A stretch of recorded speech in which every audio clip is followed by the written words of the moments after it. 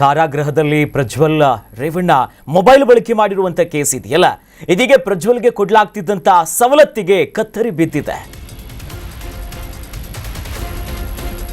ನೋಡಿ, ಕಾರಾಗೃಹದಲ್ಲಿ ಪ್ರಜ್ವಲ್ ರೇವಣ್ಣ ಮೊಬೈಲ್ ಬಳಕೆ ಮಾಡ್ತಿದ್ದಂತ ಕೇಸಿಗೆ ಸಂಬಂಧಪಟ್ಟಂತೆ ಈಗ ಎಲ್ಲಾ ರೀತಿಯಾದಂತಹ ಸವಲತ್ತುಗಳಿಗೆ ಬ್ರೇಕ್ ಬಿದ್ದಿದೆ.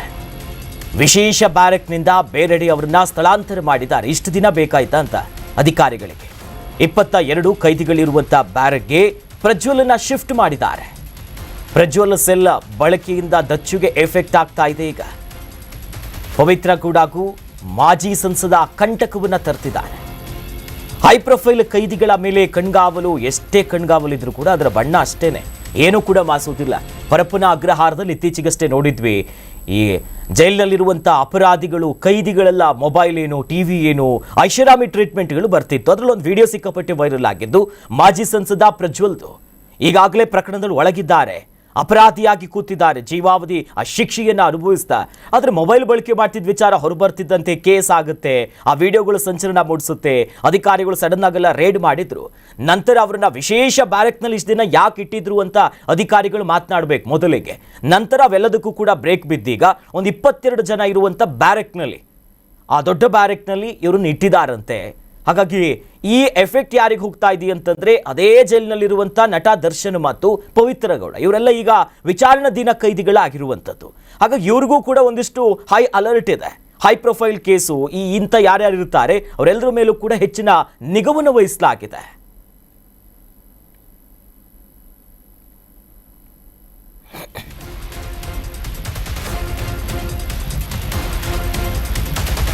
ಹದಿನಾರು ಕೈದಿಗಳಿರುವಂತಹ ಬ್ಯಾರಕ್ಗೆ ಪವಿತ್ರ ಅವರನ್ನ ಕೂಡ ಸ್ಥಳಾಂತರ ಮಾಡಲಾಗಿದೆ.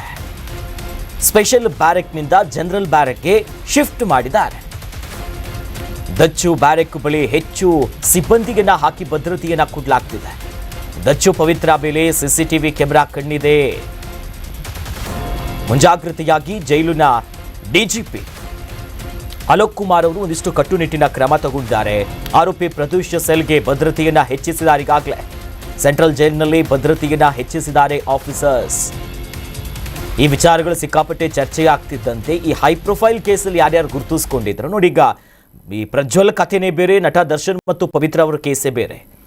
ಈ ದರ್ಶನ್ ಇರ್ಬೋದು, ಪವಿತ್ರ ಅವರು ವಿಚಾರಣಾ ದಿನ ಕೈದಿಗಳಷ್ಟೇ.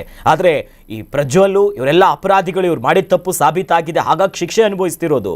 ಇವ್ರದೆಲ್ಲ ವಿಚಾರಣಾ ಹಂತದಲ್ಲಿದೆ. ಸ್ವಲ್ಪ ಮಟ್ಟಿಗೆ ಒಂದು ಸ್ವಲ್ಪ ರಿಲ್ಯಾಕ್ಸೇಷನ್ಸ್ಗಳು ಜೈಲಿನಲ್ಲಿ ಸಾಮಾನ್ಯವಾಗಿ ಇದ್ದೇ ಇರುತ್ತೆ ಇವ್ರಿಗೆ. ಆದರೆ ಯಾವಾಗ ಪ್ರಜ್ವಲ್ ರೇವಣ್ಣ ಪ್ರಕರಣ ಮೊಬೈಲ್ ಯೂಸ್ ಮಾಡ್ತಿರೋದು ವೈರಲ್ ಆಯಿತು, ಆ VIP ಟ್ರೀಟ್ಮೆಂಟ್ಗಳು ಏನು ಸಿಗ್ತಾ ಇತ್ತು, ಇದರ ಬೆನ್ನಲ್ಲೇ ದರ್ಶನ್ ಮತ್ತು ಪವಿತ್ರ ಅವರಿರುವಂಥ ಸೆಲ್ ಮೇಲೂ ಕೂಡ ನಿಗಾ ಹೆಚ್ಚಾಗಿದೆ. CCTV ಕ್ಯಾಮೆರಾ ಮೂಲಕವಾಗಿ ಯಾವಾಗಲೂ ಕೂಡ ಚೆಕ್ ಮಾಡ್ತಿರ್ತಾರೆ. ಈಗಾಗಲೇ ಪವಿತ್ರ ಗೌಡ ಅವರನ್ನ ಬೇರೆ ಬ್ಯಾರಕ್ಗೆ ಒಂದು 22, ಒಂದು 15 ಜನ ಇರುವಂಥ ಬ್ಯಾರಕ್ಕಿಗೆ ಹಾಕಿದ್ದಾರೆ.